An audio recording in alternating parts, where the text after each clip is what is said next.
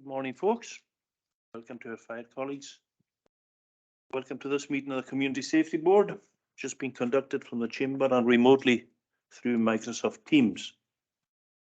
Can you ensure that your microphones are off, please? The meeting is now being recorded. In regard to the conduct of the meeting, a reminder of the following is appropriate. If you're a member of the board attending remotely, please leave your camera on and your microphone off. Officers attending remotely, please leave both off unless you are called to speak to a report or to answer a question. A reminder to members and officers in the chamber of the queuing system. The chair controls the mics. First in the queue flashes green and the remainder are solid green. The chair will allow each flashing mic in which will change to red, and only 2 mics on the floor will be red at one time. If you wish to come back on a question, please leave your mic on, and officers speaking to the reports, I would advise you to do the same. Board members will be given priority. In regard to declarations of interest, members must leave the chamber or end the call remotely. Finally, a reminder that the meeting has been recorded and will be made available on the court's website following the meeting. And item 1 on the agenda is the minutes. The minute of the meeting of 21st of June 2022 for approval. Your approval? Thank you. Item 2 is a declaration of interest. Members are asked to declare any interest they have in any items on the agenda. It would be helpful if members expressed why they are declaring an interest in the item concerned. Members in the chamber, please do so now by pressing your microphone on or remotely through Teams by using the raised hand function. No declarations of interest. Number 3 on the agenda is performance management, and this will be a report by the Deputy Chief Executive. Or the Chief Executive. Is it the Deputy or the Chief Executive? Deputy Chief Executive. This report provides an overview of the Communities Directorate business plan progress and related performance for Q1. The area of relevance to the board is consumer and environmental services at paragraphs 6.1 to 6.3 of the report. The Deputy Chief Executive will speak to the report and answer any questions. No. Yes. Yeah, I think in the absence of Mr. McKeever, Mr. Fraser will deal with any questions as you've intimated. The relevant paragraphs are 6.1, 6.2, and 6.3, and you have a report on the short-term let license scheme next on the agenda. But maybe if Mr. Fraser wants to give any comments on his services, that would be appropriate. Are there any questions on that item? Thank you. The next report seeks approval for a short-term let licensing policy as detailed at Appendix 1 to allow the implementation of a licensing scheme which local authorities must have in place for the 1st of October 2022. The report further seeks to grant delegated powers to the Deputy Chief Executive to carry out all the functions associated with the scheme and to increase the licence fees annually in line with inflation. Yes, Chair, this report has been to Sustainable Development Committee on yesterday and was recommended for approval. Thank you. Are there any questions in relation to that? Yes, Chair, thank you. I wanted to ask Mr. Fraser, which is the Chief Executive, it's an online consultation with 230 responses. Can you give us a general thrust as to what the viewpoint of those responses were to this new taxation? Thank you, Chair. The consultation responses were kind of put to the last series, and a summary of the main responses was included. The main probably respondees were people with an interest in doing short-term lets, so there was kind of concern about the scheme being introduced. So there was a kind of variety of comments. So I mean, without kind of going into too much detail, they are available on, online. But there was concerns about the scheme, concerns about the number of short-term lets generally, and just why has it been introduced? Thank you, Mr. President. Chair, can I respond to that supplement, add that to a supplementary question? Does the Colia have the resources to manage this scheme? Thank you, Chair. There was no additional funding to implement or to kind of introduce the schemes, so it's meant to be self-financing. So the scheme will be managed and financed through the licence fees. It is a 3-year licence fee, so the income will hopefully be kind of spread over the 3 years. Following on from that, how many officers will we task with this scheme on a full-time basis? It's anticipated about just 1 to 1.3. Thank you. Thank you, Mr. Fraser. I now have Paul Finnegan online. Gareth, thanks, Councillor. Thanks, Chair. It was just I'm not a member of your committee. It was really just to say I'm a bit disappointed because I sort of got the impression, maybe I got it wrongly, that this was going to be this scheme would have been used as a way of trying to help control some of the letting in areas where there's high volume of them, where, for example, Harris, and it doesn't seem to, reading the report, it doesn't seem that that's going to be the case. And I just feel that will there be any kind of a measure in which we can control the numbers of lettings and short-term lets that are being done in places like Harris? Thanks. Do you mean quality control in terms of the quality of the properties or the number of properties involved? The sheer number of properties and even just the fact of second homes in general. And I just got the impression that reading, but maybe I've got it wrong, but reading before it came into being that was going to be possibly used in the future as a way of being able to try and control that in certain areas. I read the report and it just doesn't seem that's going to be the case at all. And I just don't see what we're going to be able to use as a way of controlling. We've spoken in the chamber quite, myself and Councillor Fulton have spoken in the past. And even before that, the previous term with Councillor Mitchell, where we spoke and said, look, in large areas of Harris, if something isn't done, in the winter, there'll be no lights on in certain villages. And we're kind of rapidly going to that stage. And I sort of got the impression that this was going to be a possible way of actually trying to mitigate that, but it doesn't seem to be the case. I would agree, particularly in South Harris and West Harris, yeah. But is that not a national problem? And certainly in the Highlands, throughout, it's not only our problem, but Harris is particularly vulnerable to that. And that, yeah, I don't know how we're going to fight against holiday homes being just entire villages of holiday homes and lights not being on. It's a really distressing concept, to be honest.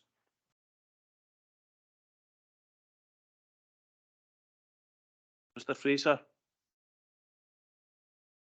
Thank you, Chair. Yes, the kind of over provision isn't part of the licensing scheme, but it can be linked. There is kind of planning measures that can be introduced, and I think once we have an idea of the number of short-term lets out there, there is the opportunity that can be looked at in the future through the planning process. Thank you. Mr. Stewart. Thank you, Chair. I'd just like to ask Mr. Fraser when these application forms will be made available to new applicants, and also the time scale from the time, how long will the applications take to process? Does he have any idea from the time these applications are received? Because I know of some people who have new rental accommodation that they've just finished renovating, and they're having to apply whenever the forms are out. They weren't out yesterday. I don't know if they're out now. And how long will they have to wait before they're able to start booking people in, and etc.? Thank you, Chair. The scheme doesn't actually go live till the 1st of October. So if they're operating prior to the 1st of October, then they've got till the 1st of April 2023 to apply. So if they're operating after the 1st of October, we'll obviously prioritise these applications coming in. I think there is the legislation does allow for a number of months to deal with these, but we would hopefully deal with these as soon as we can. There are a couple of external things which limit that. Obviously, the property has to meet all the conditions, but there are kind of consultations with fire and police, so it'll depend how quickly they come back. The minimum period will be usually 28 days though. Thank you, Mr. Fraser. Mr. Finnegan, your hand is still raised. Yes. Yeah, thanks for letting me back in. Hang on. So let me back in, Chair. Yeah, no, it's just to speak. Maybe this is not the right time, but I just want to kind of follow up on it. Is that a possibility then to look at using the planning to actually try and do something about this? Maybe this is more for the Planning Applications Board, but it's just I thought while we're on the subject, I just thought I'd bring it up again. Mr. Fraser, can you answer that? Well, it's just, I think as part of this was to get kind of baseline data for the number of, so we know what the numbers are in the various areas. So I suppose that will be useful for any kind of discussion going forward. Thank you, Mr. Fraser. Mr. Burr. Thank you, Chair. Planning policy is a matter generally for Sustainable Development Committee, and the matter may have been raised at the informal meeting which took place in August, but just for Councillor Finnegan's information, that would be the source of any change to planning policy, and he may wish to discuss that with colleagues as to whether there's an appetite to look at these restrictions. Thanks, Chair. Thank you, Just come Mr. back. Burr. Yeah, just let me come back. Thanks, Chief Executive. Yeah, we'll look to take that forward because we're going to have to do something. So thanks for that. Cheers. Thank you, Mr. Finnegan. Mr. Burr. Insofar as the board's interests are concerned, do members agree the recommendations at 3.1? No disagreement? Yes, thank you. I now welcome Group Commander Dougie Campbell and Area Commander Ian MacLeod to the meeting, as well as their observer. Mr. Campbell will speak to the report detailing the performance of the Scottish Fire and Rescue Service after an introduction by Mr. Campbell. No, Mr. MacLeod, I beg your pardon. Yep. Thank you very much, Chair. I'll be as brief as possible. I realise you've got a packed agenda today. I just thought it was worth a little introduction. It's wonderful to be back in this chamber again. New committee and indeed new surroundings for me. And it's been quite some time since the service was represented face to face here, so it's wonderful to be back. As has been mentioned by the Chair, my name is Ian MacLeod. I'm the local senior officer responsible for all things fire and rescue within the Western Isles and Orkney and Shetland. And with me today is Group Commander Dougie Campbell, who is based here in Stornoway and is responsible for the Western Isles. And accompanying us today is newly promoted Station Commander Dave Stewart, a Ballallin resident, but we won't hold that against him, who joined us as a Station Commander in April this year, having been an island-based trainer for the previous 4 or 5 years. So hopefully that puts some names to faces. It's also worth, ordinarily, Chair, we would try and bring together the committee at least once every couple of years to really do a kind of introduction to the fire and rescue service within the islands, and given some of the negative press that has been going around over the last few weeks, then it's never perhaps been more pertinent. So I would like to extend an invite to the committee to at a convenient time, and we'll organise that through the administrators to join us at the station on Robertson Road in the next month or so, so we can go into some detail. But I felt that given some of the press that had been abroad over the last few weeks, sorry, it was important really just to give a rapid fire tour of the situation in the Western Isles. Western Isles is serviced by 14 fire stations, from Portness in the north down to Barra in the south. Circa about 130, 140 firefighters, all of whom are conditioned, what we call conditioned to the retained duty system. We now refer to them as on-call. So they respond to incidents using having been notified by pager. They're employed on a part-time basis and they receive a retainer, a financial incentive to make themselves available for contracted hours. But the contracted hours are flexible within their own working life. As you can imagine, if you're a busy family person or you have a demanding employer, it's not always easy to be released for incidents at times of day or night. But that flexibility exists. And from using that flexibility, the responsibility then rests on these individual stations to provide the cover to the communities that they serve. And by and large, that cover is available. But you'll see from some of the references in the report that we have got some challenging areas. And I would really reach out again. I've done so in this chamber in the past, and I'd really like to reiterate that again. The support that we would seek from you as local representatives of your communities to promote the fire and rescue service as a part-time employer of choice. We'll give superb training, life skills, teamwork, etc. But there is a payment associated with that as well. So they'll be paid to make themselves available, and they will be paid while training, and of course they will be paid while attending incidents.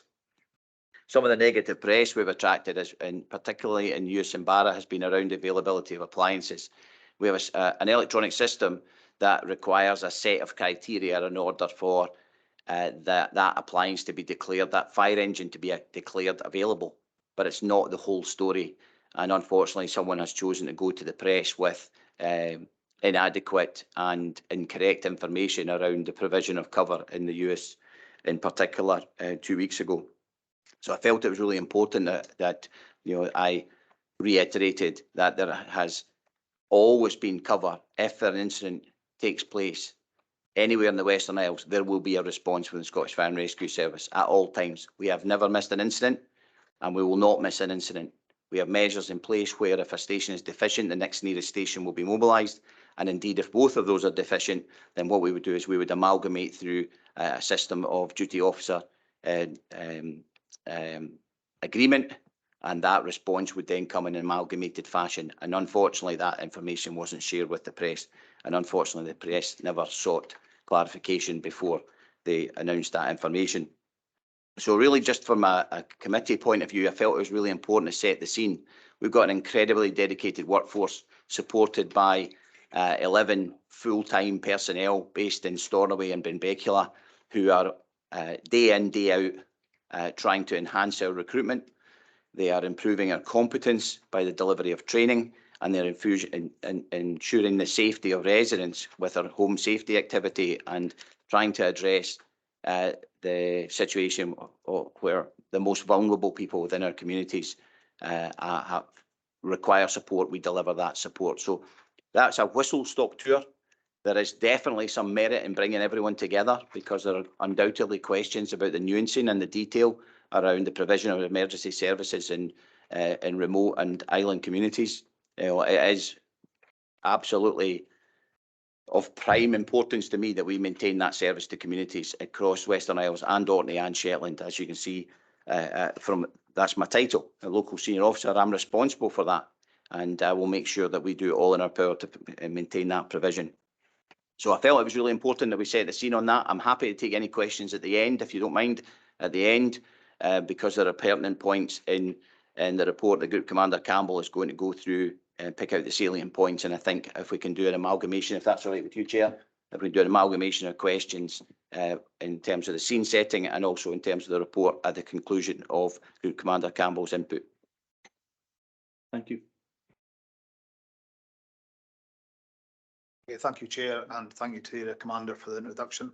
It's my first time in the chambers, so I'll see it as a positive. I don't break anything. That's really how it goes with me. So I'll take you through the report with this as the main points I'd like to pick up from. So under priority 1, page 5, we've got a table there that shows a slight increase in the dwelling fires that we've had in this recording position. It is a very slight increase, and to the background on it, every one of the fires was actually very, very small, and it was contained within the room of origin. Obviously, any increase is something we're going to work on, and we'll endeavour to drive that number down. But as I point out at all scrutiny meetings, is thankfully we deal with very small numbers in the Western Isles, so any increase at all, always on a chart or percentage-wise, looks like a massive increase. When actually, when we break it down, it tends to be a smaller increase than it looks.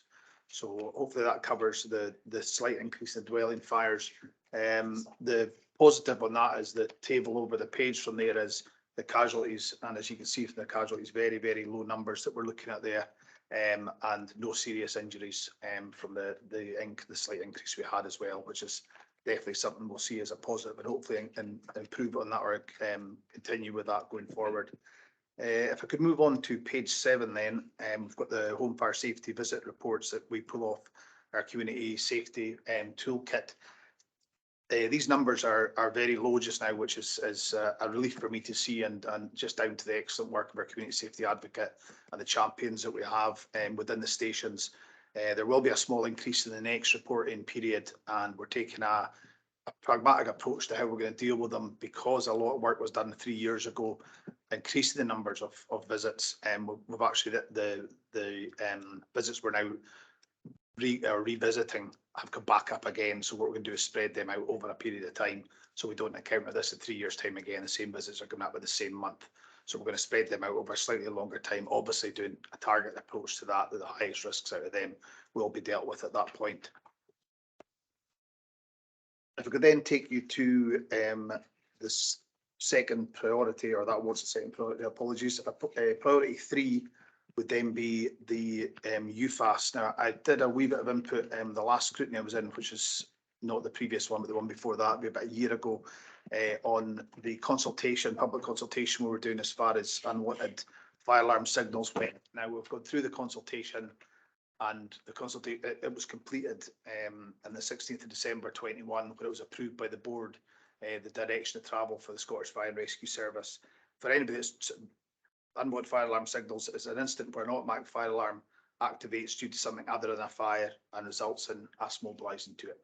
So that's what we're looking at, which accounts for a large number of the turnouts, as we call them, in the Scottish Fire and Rescue Service. So we've looked to drive that numbers down by this consultation I talked about. So we're through the consultation now, and we're looking at introducing the outcomes of that in April 2023. The outcomes for us are looking at not responding to some of the non-domestic dwellings until we get a confirmation of a fire. There's other stipulations within that hospitals, care homes will always get 2 pumps attending, 2 appliances attending, because they're a sleeping risk, as we call them, and any other sleeping risk will also have an attendance in that period of time where you'd anticipate people would be in their beds, and we've deemed that as being from 6 o'clock at night until 7 o'clock the following morning. So they'll still get 2 pumps would attend that type of risk in that time period. Only 1 pump would attend prior to that. For all other risks, there'd be no attendance unless we get a backup call, or through call challenging, as we call it, that confirms there is a fire. So it's quite a change in our approach, but obviously it's a very calculated change. A lot of work's been done looking into the background of how these signals are the response that we've had in the past to the signals, and actually what we've faced when we've turned up. So that's where we put forward the options that we did, and this is the end of the consultation period now. Nationally, there'll be a lot of assistance to duty holders and the affected properties as well, to explain how this affects them and what they can do to mitigate any fires within the properties, and how we'll assist them in that. So that'll be ongoing until April 23 when this goes live, and obviously beyond that as well, we'll still provide assistance on that and guidance as well. The outcome of this will undoubtedly be a cost saving to Scottish Fire and Rescue Service, as a reduction in part one of the safety critical points that we undertake as blue light journeys. So there'll be a cut in the blue light journeys, which will also make the area safer for other people on the roads, for our own firefighters, and environmentally it can only be a good thing the fact we're reducing our blue light journeys down as well. There's no other consultations. I think every time I've done scrutiny, I've come in and asked somebody to go on and do a consultation for us. I think for the first time ever, there's not one that's currently open for Scottish Fire and Rescue Service. You're probably pleased to hear. The area commander touched on the priority 4 for me already, which was great, and just a wee look at the numbers we've got on the table as well. Quite stable within the stations, but that's down to the recording period that's captured there. If I can maybe bring us forward to August, September this year, we've actually had a really successful recruitment campaign, which has seen the biggest task and task management course, which in old money was a recruits course, undertaken with local instructors in Stornoway Station, where 15 members of the public were brought in, and after 2 weeks we put them out as firefighters that are still developing, but firefighters nonetheless that we can put on fire engines across the area. The area that Area Commander McLeod touched on already is benefiting from 6 of those firefighters, so that will undoubtedly improve the picture in the 4 or 5 stations that's that was mentioned in the press previously. Availability as well, the area commander touched on as well. It has been a concern of ours, and I've been in this job for 18 months now, and it's from day one, it's something we have targeted. I also talked in here or on the teams about how we were going to approach it, and we did a large recruitment drive in the affected area in September last year. And we're actually still seeing the benefits of that recruitment drive through the numbers that have appeared in task and task management courses. And that will continue. We've already got 12 people that are showing interest in joining us. And if we're successful in getting that 12 people in, that equates to in the region of a 20% increase in establishment levels in the Western Isles and on the on-call cadre, which is an incredible increase in what is quite a short period of time. The recruitment carries on. I've tasked one of the employees in the station to take recruitment on as his main driver, and currently we're looking at different ways of encouraging recruitment in the area. But as the area commander also touched on, I would really ask the members to think about their own areas. We try and approach everybody we think is a likely candidate for us to join, but there may well be some untapped potential that we've not really got to. My other thoughts are to approach the council and see if we can use their internal systems that we can try to improve our recruitment in the hard to recruit areas as well. We might use your internal email systems, advertising within the council buildings, because with the change in COVID, people working from home, there is a potential that there'll be council employees that potentially wouldn't have been able to give time to us previously and now will. So it's another option for me, is to approach the right person and see if we can push that forward as well. It's worth pointing out as well, it's not just a case of recruiting anybody. We have to go through the right processes, and I will stick to that as well. It's just not about getting anybody onto this fire engines. It's about getting the right people. The cost implication to taking people on and then losing them within the first 6 or 8 months can range from £5,000 to £10,000. And with the challenges we have presently, it's not something I'm willing to undertake. So you will find that although people will apply, we do have a sifting process, and we will always have a sifting process, but it's done for the best of reasons, best of intentions. And at the end of it, hopefully we'll have fire engines going out with appropriate people on them, appropriately trained, with the appropriate equipment to deal with what they're facing. Also worth pointing out is the restrictions we've got in the local areas around. It's an ageing population in the Western Isles, the same as I encountered when I was Orkney, same in Shetland as well. That's going to have an effect on us going forward in recruitment as well. But just to reiterate, we'll continue to push for recruitment in all areas and try and increase that establishment levels within the stations in the Western Isles.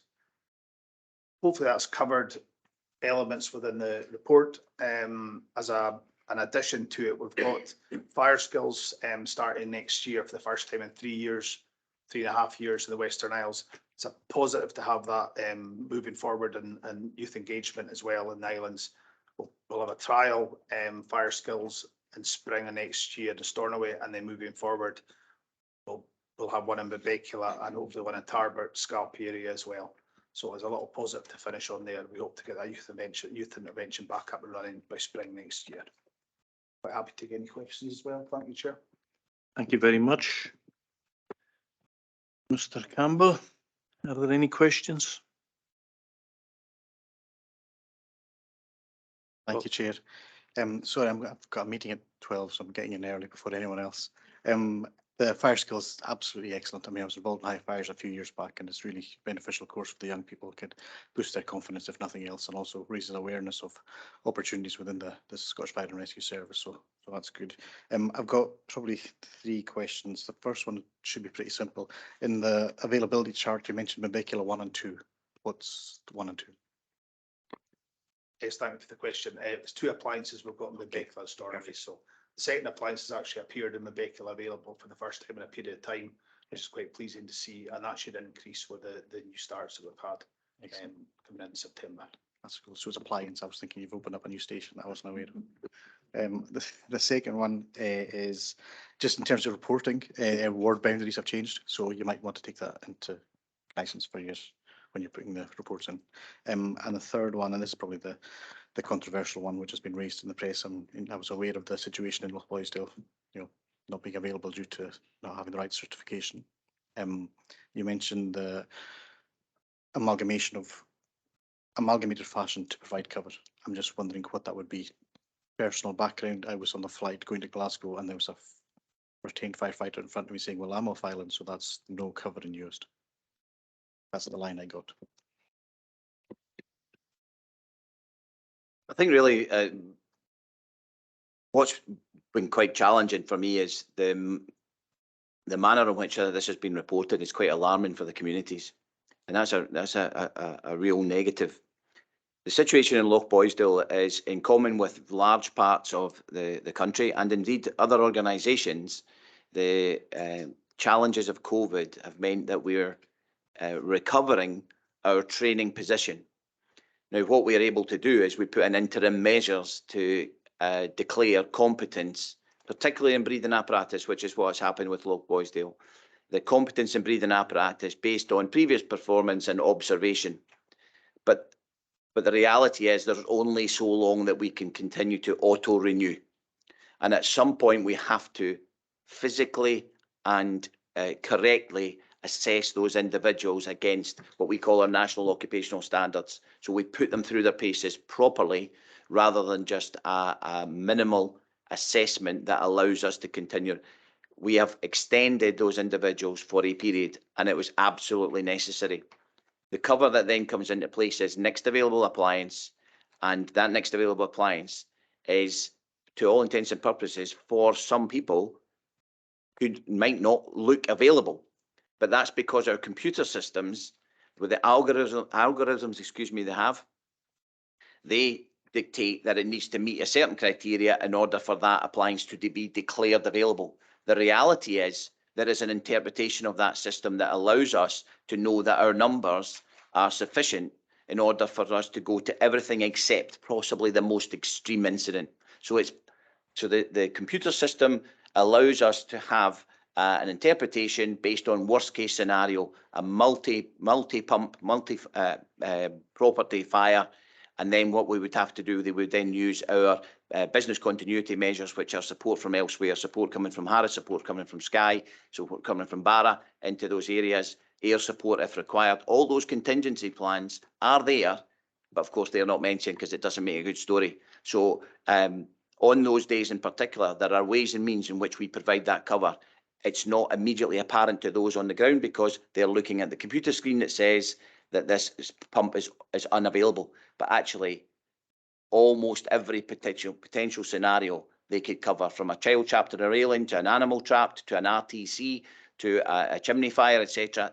The provision is there to cover that, but the computer system, which is only takes at face value based on skills, it makes it look like it's not. Had we been asked, we could have explained that, but the press involved chose to run the story.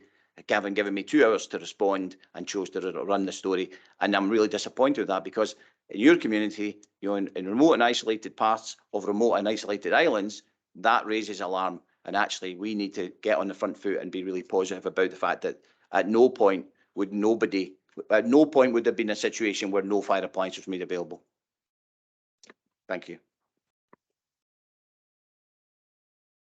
Thank you, Mr. MacLeod. Our Group Commander, Area Commander MacLeod, I should be saying. To the performances, to the, excuse me. Oh, I beg your pardon, Susan.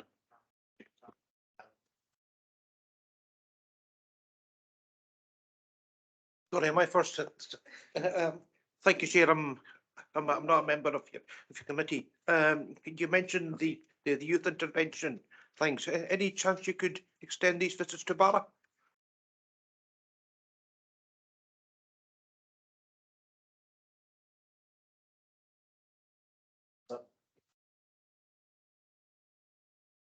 Thank you for that. Yes, it's certainly something we're looking at in the future.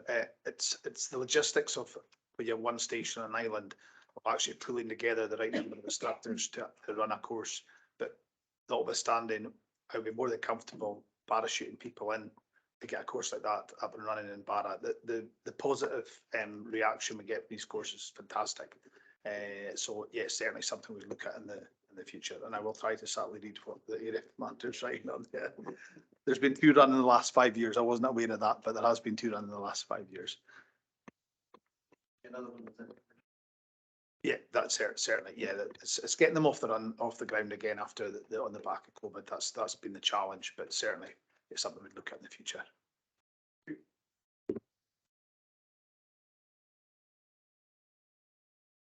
Get to you, Councillor Robertson. The leader stole my thunder about the US service cover, but thanks very much for clarifying that.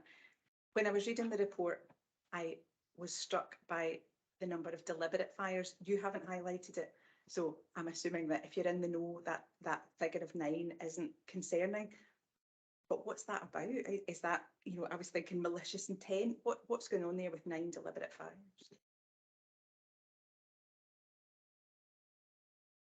Yeah, it's a figure that, again, as touched on before, it's not a comfortable figure for me, the fact that we have got the deliberate fires sitting on there. Youth intervention and courses like that, and our intervention within schools, that's what they're designed for, is to assist and drive down numbers that we see appeared on there. I mean, in the national picture is obviously a much increased picture from what we've got locally. However, for us here, it's generally not a number that we'll always be concerned with deliberate fires, but it's not a number that